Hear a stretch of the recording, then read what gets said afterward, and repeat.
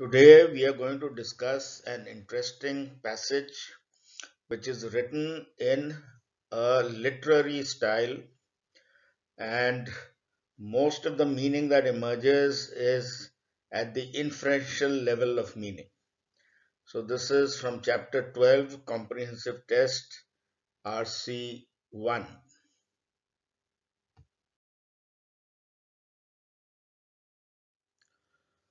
So let's start reading. If translated into English, most of the ways economists talk among themselves would sound plausible enough to poets, journalists, business people, and other thoughtful, though non economical folk. That means to the normal people, right? That means, so what can you read in between the lines from this very first sentence? If translated into English, that means it is difficult to understand. English is like, "Arey, please speak in plain English. Yeah? What jargon are you using?" So, if translated into English, most of the ways economists talk among themselves. So that means they talk among themselves in a very esoteric language, jargon-ridden language, uh, terms that ordinary people don't understand, which actually need to be translated into English, right? So he is saying it in a with a gentle mocking tone, a tongue in cheek. From here, right from here, you can make out the tone. Like serious talk anywhere among board designers and baseball fans, say the talk is hard to follow. That means the board designers are discussing about board design, that this is the keel, this is the stern, this is the forecastle or something. You may not understand, right? Baseball fans who get into the depth of the game. So the talk is hard to follow when one has not made a habit of listening to it for a while. So if you're not used to what board designers or baseball fans, so any specialist talk is hard to follow. That's the point. But they're having a serious talk, obviously, right? Because they're discussing those technical aspects related to their fields. The culture of the conversation makes the words arcane. So people get used to talking among themselves like economists. So let's focus on economists who talk among themselves by using the words that come more naturally to them and they understand each other. So rather than translating into plain English for the layman, they talk in their own jargon. So that makes the words that they use arcane. Again, arcane is difficult to understand, specialized to that field. But the people in the unfamiliar conversation, that means conversation is unfamiliar to the layman, but the people are not Martians. They have not come from, uh, they are not aliens. They have not come from space. They are human beings, educated probably in Delhi School of Music or London School of Music or Harvard or whatever, right? Underneath it all. So again, a tongue-in-cheek comment, mocking comment, the economist's favorite phrase, the sabke underneath. So basically, this is, something like that. So underneath it all, conversational habits are similar. So he's saying, okay, while you can't understand what they're saying, but what they say, what others say, there is a similarity in all of them. Economics uses mathematical models and statistical tests and market arguments, all of which look alien to the literary eye. So, uh, ordinary person will not be able to understand, right? But if he looks closely and then he finds, array, what they are saying is not so difficult after all, it's not so foreign or alien after all, because they will be using things like figures of speech, metaphors, analogies. So, metaphors you're aware of, right? So, figures of speech are many metaphors, similes, personification, hyperbole, etc., etc., which we have covered in chapter 5, right? Analogies you're aware of, where you make comparisons, so argument by analogy. So, these are all rhetorical devices and logical devices that people use when developing arguments. Appeals to authority is also part of logic, where you say that this is true because Keynesian economics says so. So you're appealing to the authority of Keynesian economics. And if you'll make a logical fallacy if you appeal to an inappropriate authority.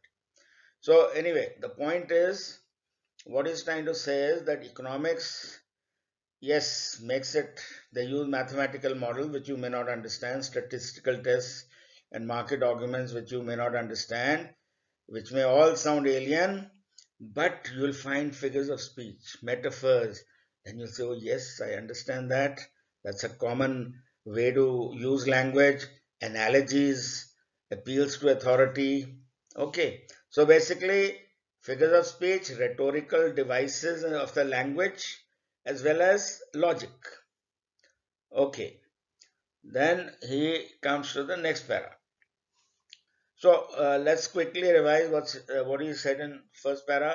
Basically, economists economist scholars maybe who talk among themselves talk in a arcane language which we can only understand if it's translated into plain English. But the forms they use, like figures of speech, all this is familiar. This, while what they're saying may not be familiar, but the use of this linguistic and logical, let's say, devices, those are similar and familiar. Okay. Figures of speech are not merely frills. So he's saying that figures of speech play an important role in the language, and they are very powerful, let's say, rhetorical devices to convey meaning. So they think for us. A figure of speech thinks for us. Someone who thinks of a market as an invisible hand, right? So if you are using the metaphor of an invisible hand for a market, so you're imagining that how forces of supply and demand, through this invisible hand get balanced out and price is set. Okay. So figures of speech are very powerful tools for conveying meaning and making it simpler for people to understand. So then he talks of other things and the organization of work as a production function, etc., etc., right? So he's saying, as an economist does, is giving the language a lot of responsibility. That means the language we use with figures of speech, the responsibility is on the language to convey that meaning.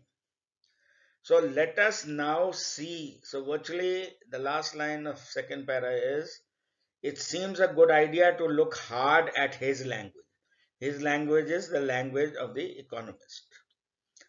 So far, economists talk in jargon, which ordinary people don't understand, but they use the same linguistic forms.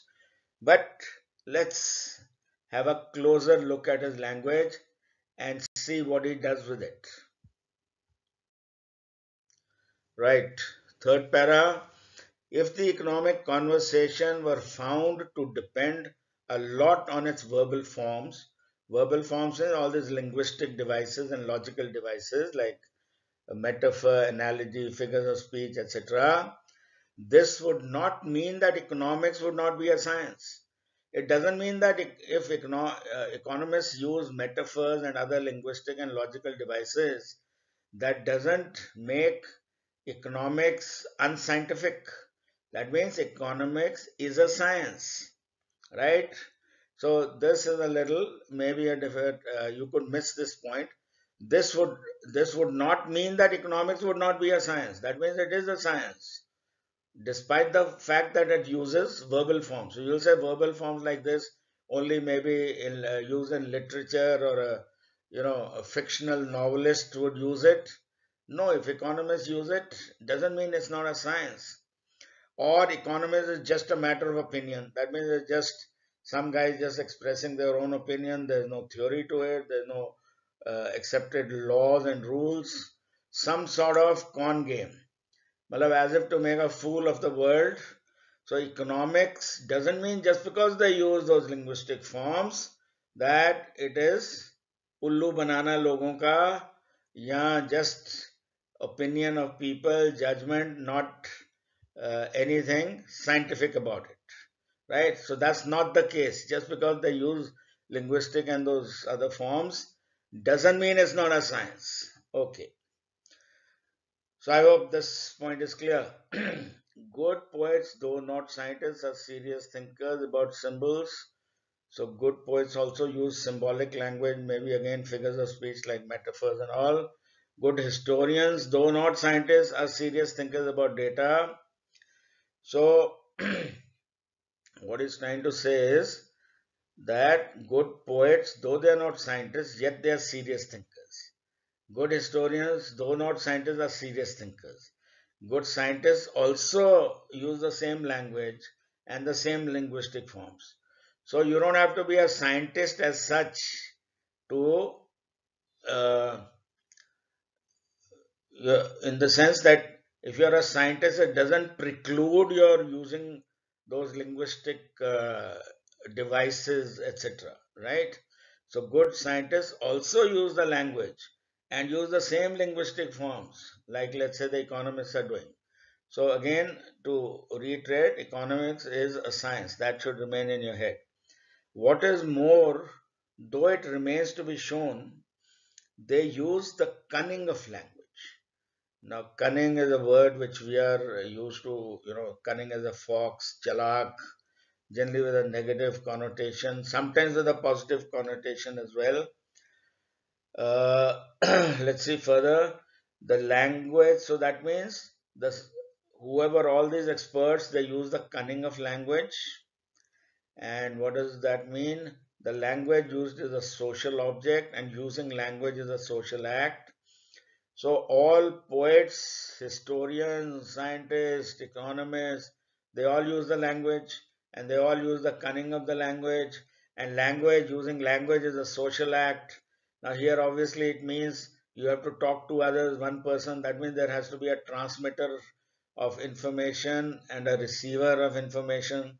That means if I write, there have to be readers. If I speak, there have to be listeners. So you can't talk in vacuum, right? You have to talk to somebody. Like right now, I'm talking to let's say, my computer, but I know that this is going to be, you are going to listen to it later.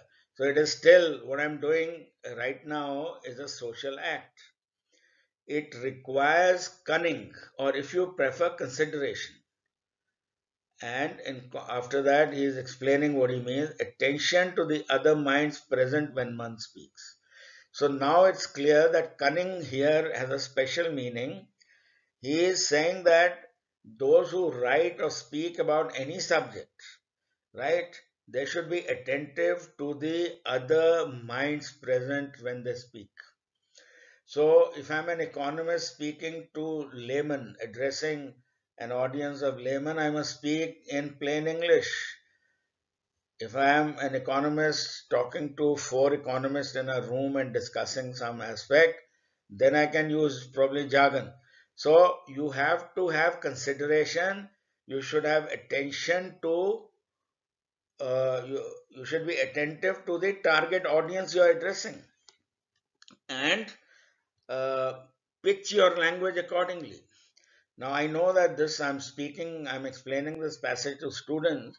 So there are times I'm even using Hindi so that the message gets across, more in a more friendly manner, right? Because as I speak, I have the cunning of language. I I can't speak in high flown English. Then you'll say I'd rather read the passage than listen to this guy. Now my aim is to explain this passage in a simpler way. And if I use more difficult language, then it's not serving the purpose. Right. So one of the important things of communication is emerging from here. So this passage I particularly selected because it came in CAT obviously, and it conveys to you very important aspects of what are the aspects of good communication, right? So one is be logical when you speak. Two is attention to the people whom you are speaking to or you're writing for, right? So attention to the other minds present, your target audience. Okay. So this is an important point of communication which you must understand. Next, the paying of attention to one's audience is called rhetoric. Now, again, rhetoric is a word which has multiple meanings. So let's see how he. So rhetoric, as far as you are concerned, treated as communication. Okay, through use of language, obviously. Okay, not through gestures or some symbols or something. So the paying of attention to one's audience is called rhetoric. That means is the essence of communication. A word that I later exercise hard. So this is a passage taken from a much longer exposition or something, a longer text. So he's going to talk of rhetoric in a big way later. One uses rhetoric, of course, to warn of a fire in a theater or to arouse the xenophobia of the electorate. Let's say there's a fire in a theater, so you will use a language, communicate, sound the alarm, uh, guide people so safely from the theater so that the least harm to people. Or I am a politician and I'm giving a speech during an election rally, I will arouse the xenophobia and say these Bangladeshis are coming to Bengal, should be sent back and stuff like that. Xenophobia is fear of the foreigner, right? So this sort of yelling, which is in these two cases, is the vulgar meaning of the word. So that is rhetoric. A politician uses rhetoric to arouse xenophobia. So there is one meaning of rhetoric, which he says the vulgar meaning. Like the president's heated rhetoric in a press conference. So again, in a press conference, the president, starts getting after journalists and don't ask such stupid questions and this and that. Okay, or the mere so heated, that is heated rhetoric because he's got hot and he started interacting with journalists in a heated manner, angry manner, or the mere rhetoric. See, all of these are in inverted commas, or the mere rhetoric to which our enemies stoop. So we always say, yeah, this is mere rhetoric. You're just using showy and empty, insincere language.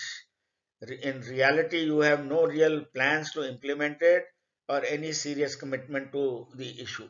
You're just giving lip service or mere rhetoric. So, mere rhetoric is like lip service to a cause or something. So, he is again exploring the meanings of rhetoric and clarifying what he means by rhetoric. Okay. Since the Greek flame was lit.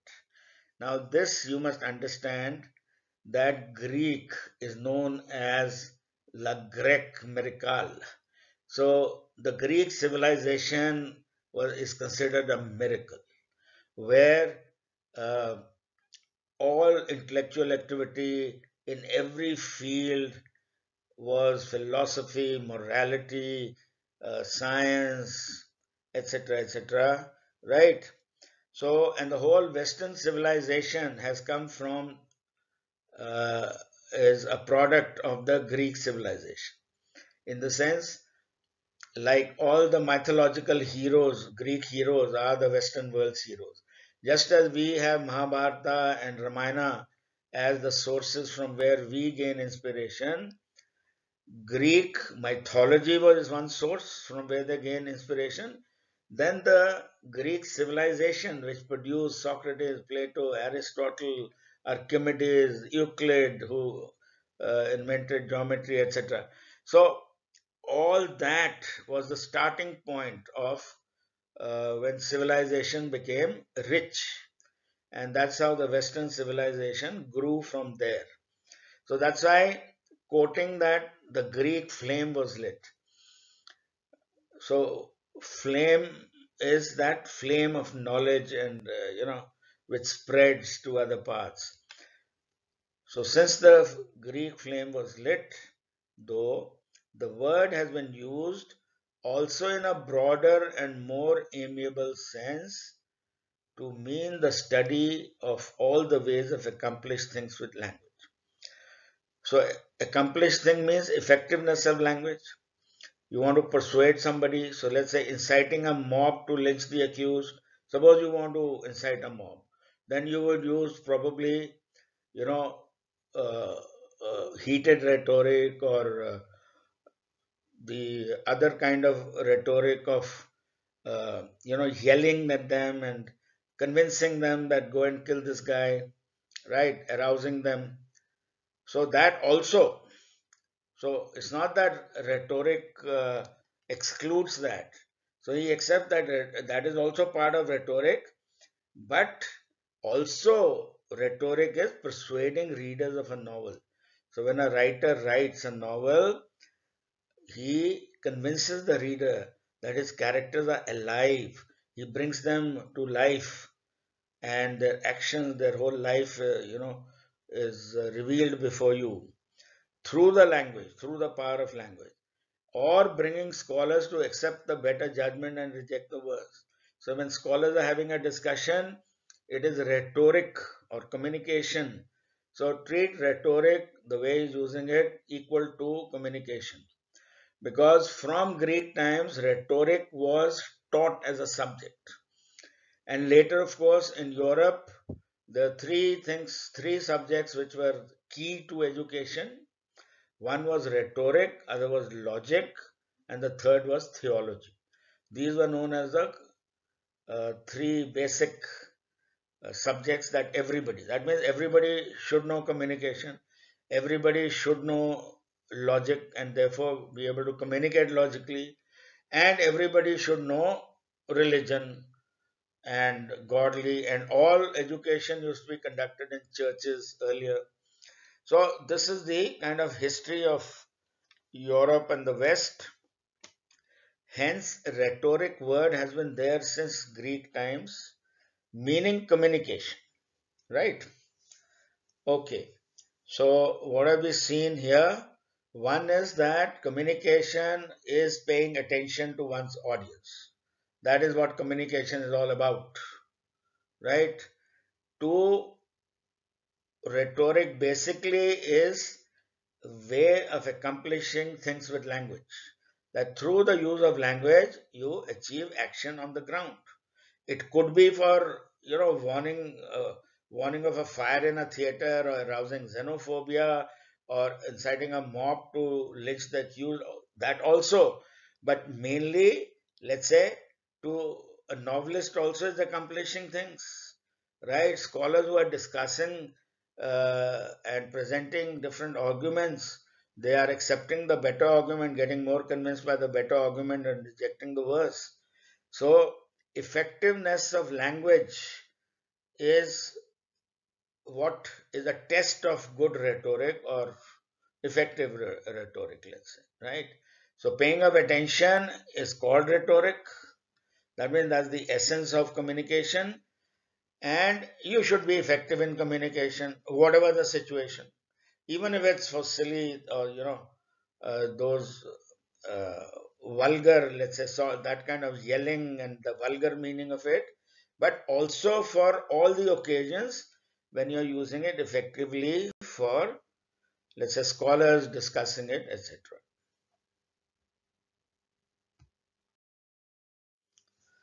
So if we see in the first para, he started with economists not speaking in a language which is understood by people. Then he went on to getting into rhetoric and communication, how it is effective. So now he is raising this question. The question is whether the scholar, here he means obviously the economists who are who are scholars, who usually fancies himself as announcer of results and stater of conclusions free of rhetoric. So a scholar thinks that what I'm saying is serious, sincere stuff. It is free of rhetoric.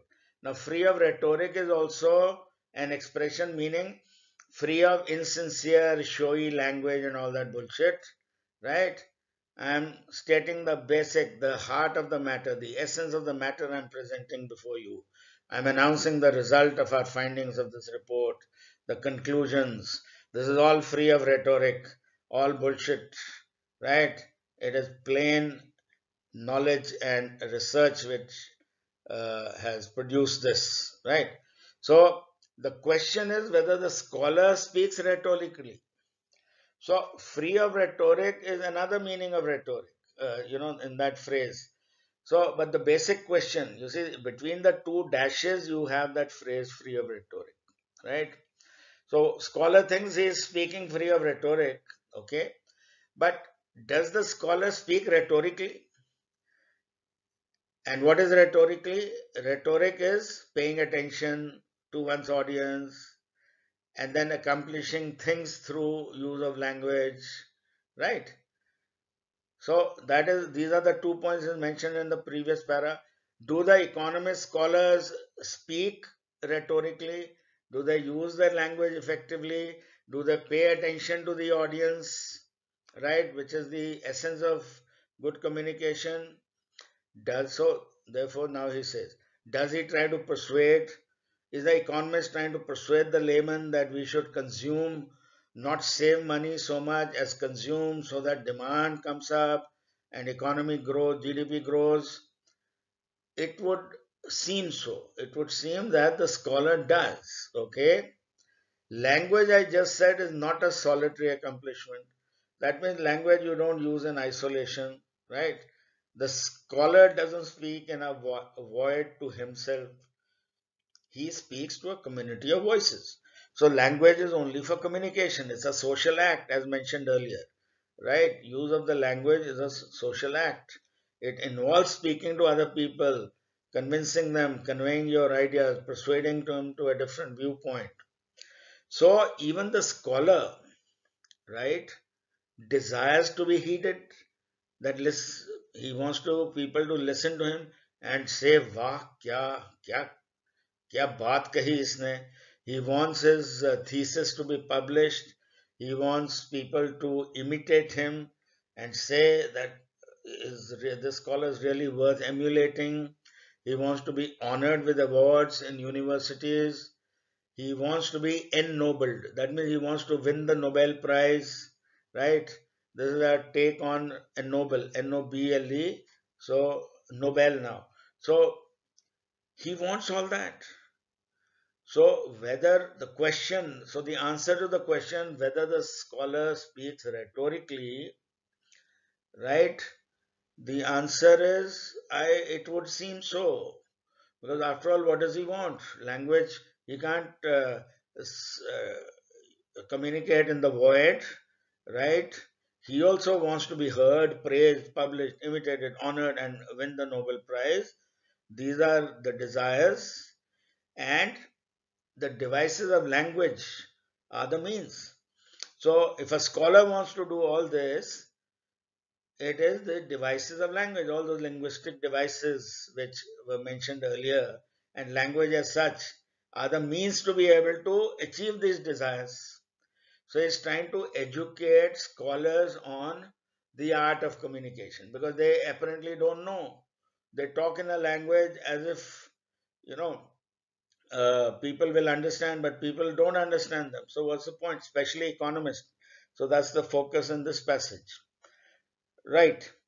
So again he repeats. So all the repetition is just, gentle mocking. He's mocking that scholar who doesn't know about communication. See, there are times when I read Amartya Sen and I found his language such it was very difficult at times to understand him. So he's not a great communicator. On the other hand, Gurcharan Das wrote India Unbound so beautifully in such lucid language that even all the difficult concepts of economics were so clear to me. I am a mechanical engineer, right? Okay. So let's proceed. Rhetoric means communication is a proportioning of means to desires in speech. Means is In communication, you use the language to achieve the desires of being heeded, praised, published, etc. Right? Rhetoric is an economics of language. So communication is also efficiency in the use of language. How the study of how scarce means are allocated to the insatiable desires of people to be heard. So don't use a lot of faltu language. Get to the point, be succinct, be lucid, right? So rhetoric is the also efficiency. Economics means using less resources to achieve, while effectiveness means accomplishing things, results. Effectiveness focuses on the end result. Economics focuses on the process by whereby you use minimum resources to achieve that same result, right? It seems on the face of it a reasonable hypothesis. You see his gentle sarcasm. A reasonable hypothesis that economists are like other people in being talkers. So he just mentioned that, see, communication is all this and everybody wants to be heard. So it's reasonable to assume that economists also want to be heard and published and all that, right? So that economists are like other people in being talkers who desire listeners when they go to the library or the laboratory as much as when they go to the office on the polls. So wherever they go, they would like people to listen, heeded, praised, etc. So it's reasonable to assume that he's already said that if translated in English, economists would be understandable, right? And now he's trying to say it's reasonable to assume that economists also want to be heard. But the idiots don't know the how to use the language. They don't know that they must pay attention to the audience they're speaking to. They should be, let's say, using rhetoric economically rather than being extra verbose and loquacious so that people miss the point, right? So the purpose here, that means in this article, or this must be a longer piece from where Cat has made this passage. The purpose here is to see if this is true. It's a reasonable hypothesis, but is it true that economists really understand? Are they like others who want to be heeded, praised, published? Or will they continue speaking in their jargon, in their arcane jargon, so that nobody can understand them? So the purpose of this guy writing all this was to mock economists in particular, right? And also kind of gently tell them that this is good this is good communication. You don't know these rudiments of communication, you idiots, and you know use language in a way as if uh, you don't want people to understand them. Don't you want people to understand you? Then please speak in plain language, right? So this is the hidden, uh, or through a sarcastic, tongue-in-cheek way, he's trying to convey this message to economists. So the purpose here is to see if this is true. What is true? Whether economists are like other talkers who desire listeners, or do they just want to talk among themselves, right? And to see if it is useful to study the rhetoric of economic scholarship. That means it's useful to see how economists and scholars who in economics communicate. Okay, we are coming to the end of the passage. So the subject is scholarship. It is not economy or the adequacy of economic theory as a description of the economy or even mainly the economist's role in the economy. So we are talking about economist scholars and how they communicate, basically the rhetoric. The subject is the conversation economists have among themselves, right? So that is the rhetoric of economic scholarship for purposes of persuading each other on different aspects of economics, right? So that is the subject. Unfortunately, though, the conclusions are of more than academic interest, the conversations. So uh, when economists speak to each other, right? It is not, I mean, we are not just trying to see economists, conversation of economists, and just trying to understand them out of academic interest. Economics has an impact on our lives. So we must know what they are saying. Is a financial crisis brewing up? Should I invest in the stock market? I want to know from their conversation, but they're talking in all jargons I just don't understand.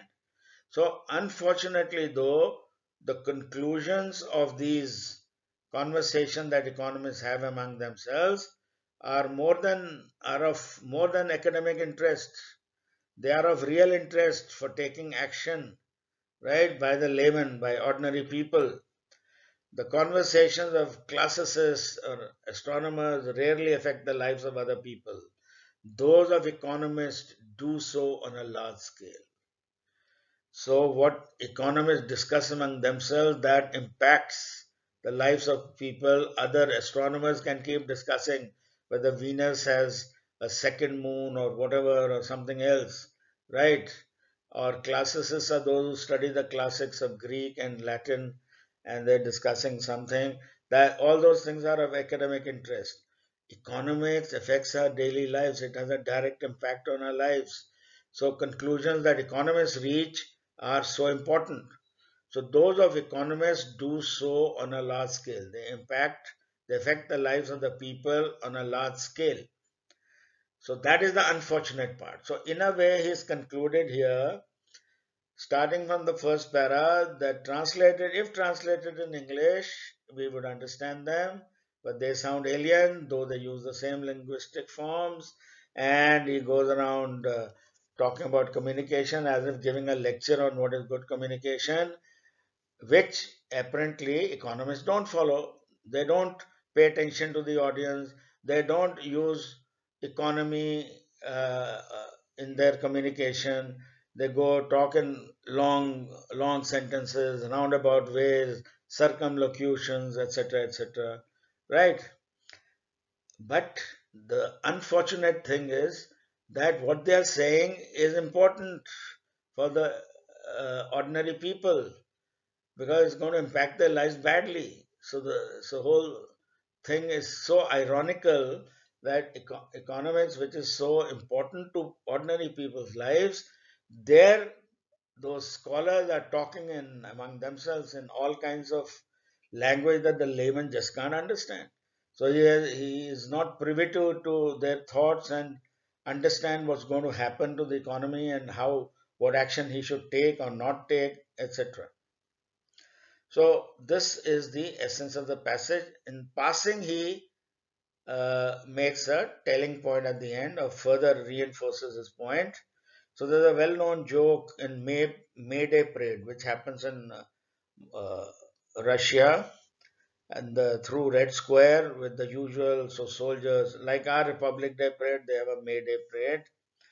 So soldiers, guided missile, rocket launchers, all those things are going. At, at last come rank upon rank of people in grey business suits. So a bystander asks, who are those? Ah, comes the reply. Those are economists. You have no idea what damage they can do.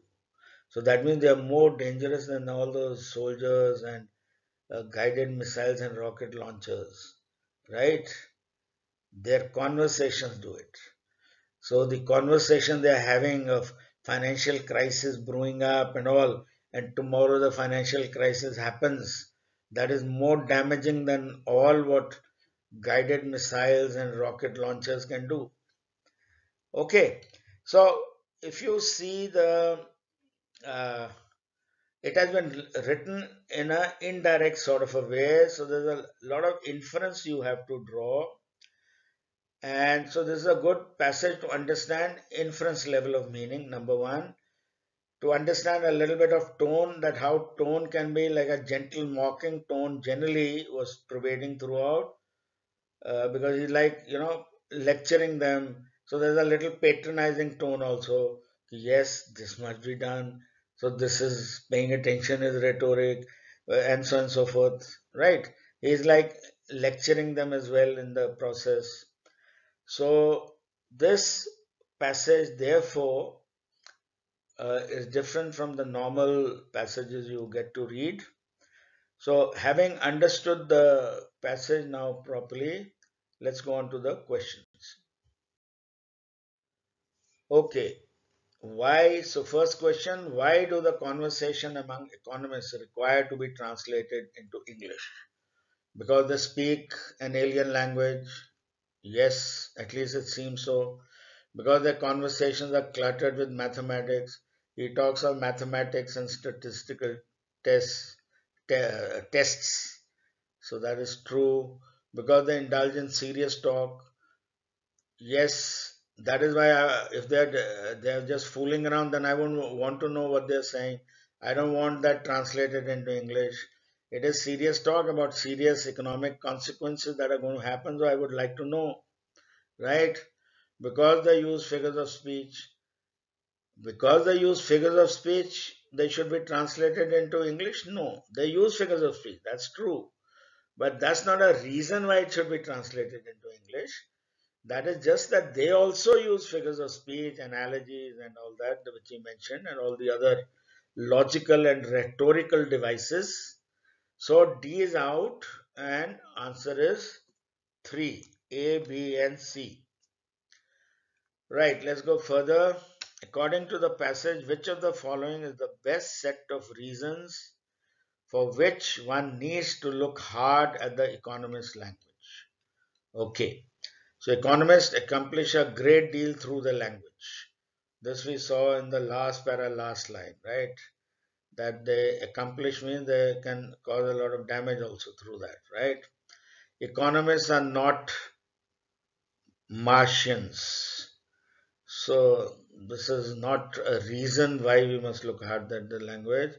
Economics has a great impact on people's lives. Yes, that is why, unfortunately, again, last para, unfortunately, what they're saying, their conclusions are not just of academic interest, right? So they have a great impact. So economics is damaging. Are the conversation, and that was said as a joke, right? So this is a distortion of what has been said. So A and C answer is 3.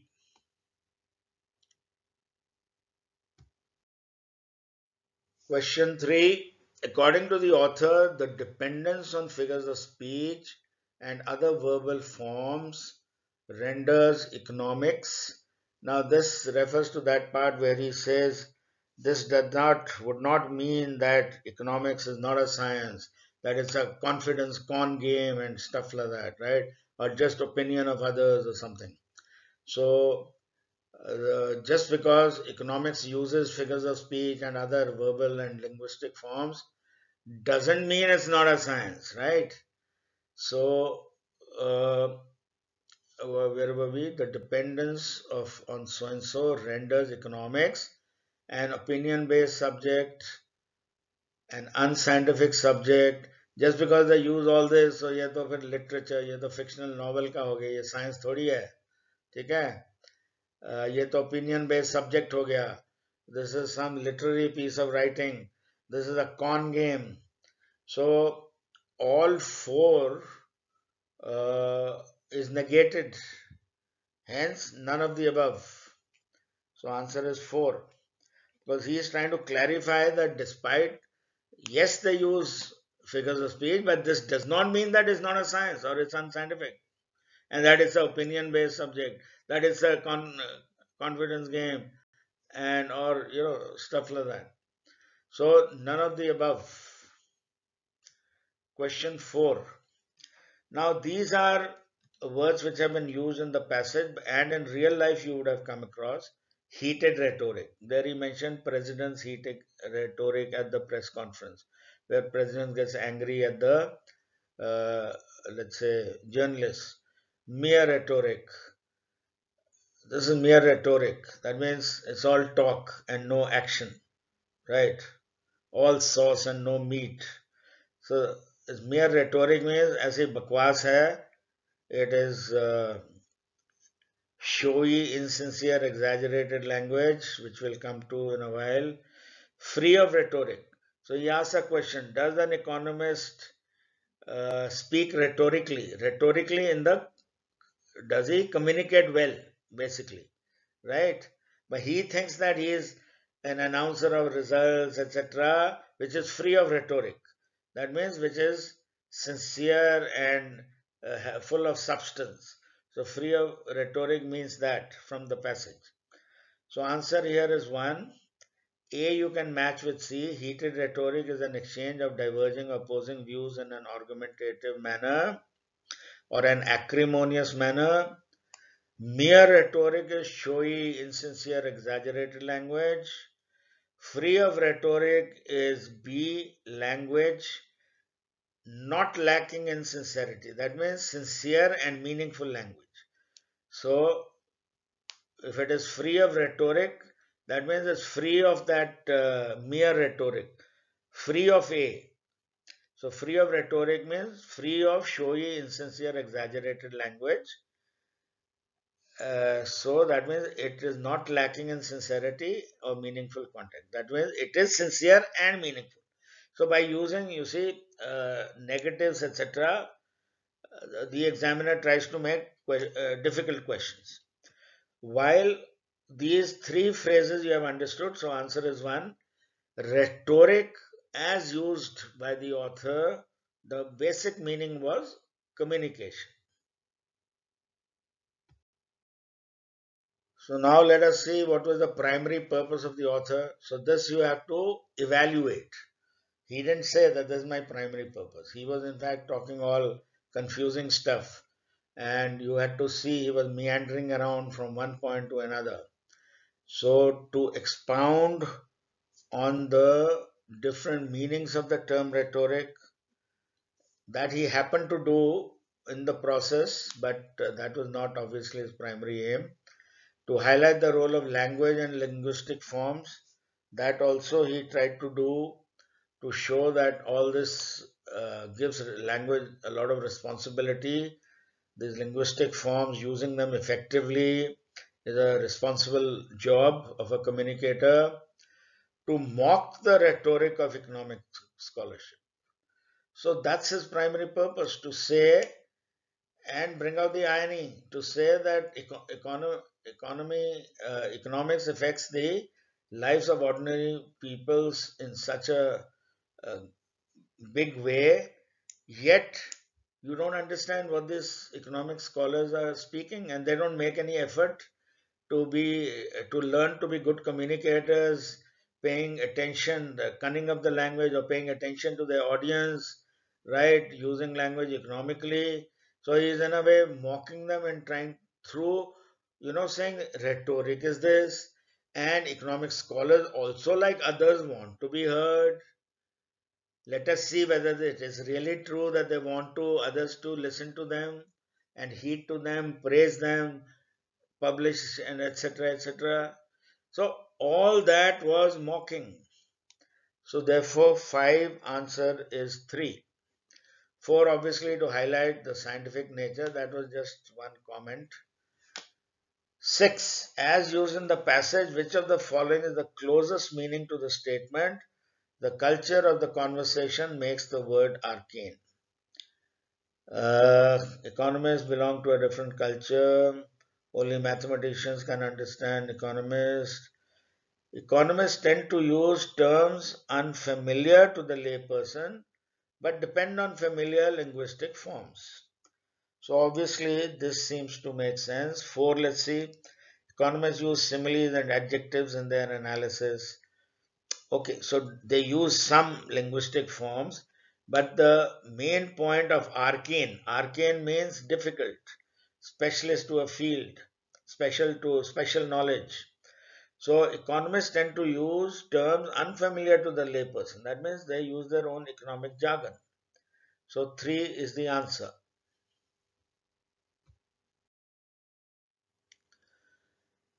Okay, so what is the underlying tone of this passage?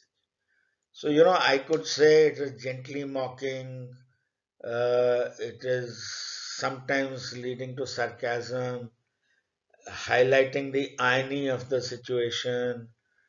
So among the options, ironic is the closest one that fits in, because the basic irony is that if translated in English, we can understand what they're saying. How ironical. Everything they say impacts our life so badly, but that what they say has to be translated into English for us to understand. They don't take the trouble. They don't understand that they should pay attention to their right. So the tone is ironic. Skeptical is a person who's expressing doubts about a thing. Cynical is who's trying to show lack of faith in human, let's say, happy, good things about human beings. Didactic is a tone which tries to teach. So here there are some portions where his tone may be didactic, trying to teach as to what is rhetoric, but the underlying tone is mocking or ironic. You will say, what is the difference, sir? Sometimes, suppose mocking was given, if a guy gives mocking and then ironic, it would be unfair. Okay. The point is that irony and mocking and all that go together. They convey okay, have the same feel to it, right? Question 8. Based on your understanding of the passage, which of the following conclusions would you agree with? Economists use the cunning of language when speaking to the lay people. Actually, they don't. They should. Cunning of languages, they should pay attention to their audience when they speak to lay public. They don't. Rhetoric is the efficient and effective use of language. Efficient comes from economics of the language. Effective comes from accomplishing things, persuading others, and better argument over the worst one, except and so on and so forth. So two clearly is a conclusion I would fully agree with. Economists desire listeners, they don't seem to. It will be a reasonable hypothesis to assume they are like others who would desire listeners, but it doesn't seem so, right? Because they speak in a different language that listeners will leave from there wherever they are, but they won't understand them. Scientists should not use rhetoric. Everybody should be able to communicate well. As much scientists also should use the language. So obviously this is again contrary to what is said in the passage. So answer of 8 is 2. Question 9. Which one of the following can be inferred about language from the passage except?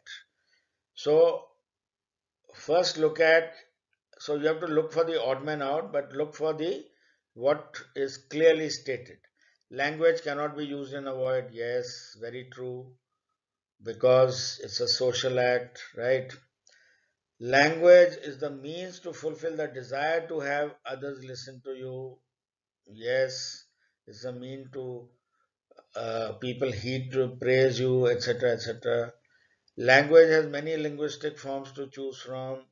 Yes, many figures of speech and analogies and other things. Language should be used in a cunning manner to be effective.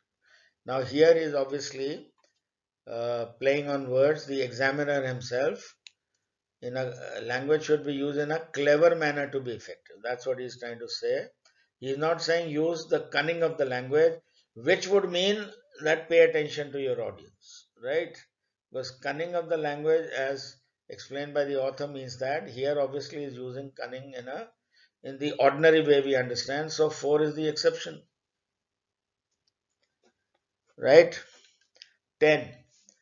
Why does the author consider it unfortunate that the conclusions of economists are of more than academic interest? It is unfortunate that we can't understand them, and uh, they impact the lives of people, if you recall. So economics is a dismal science that is not mentioned, but even it doesn't answer this question. Is an applied science? Forget it. Economists do not want to connect to their audience, so that's why their conclusions are of More than academic interest. Main thing, they're more than academic interest because they impact our lives. It is of direct interest to our very survival on this damn earth, not just academic interest. So the lay people does not understand the conversation of economists, although it affects their lives in a massive, massive way. So answer of 10 is 4. So I hope you have enjoyed this passage. Uh, Please try to be open and receptive to all kinds of passages because CAT comes up with CAT professors do wide reading, and if they come across something interesting, they try to put it in CAT. Okay, thank you.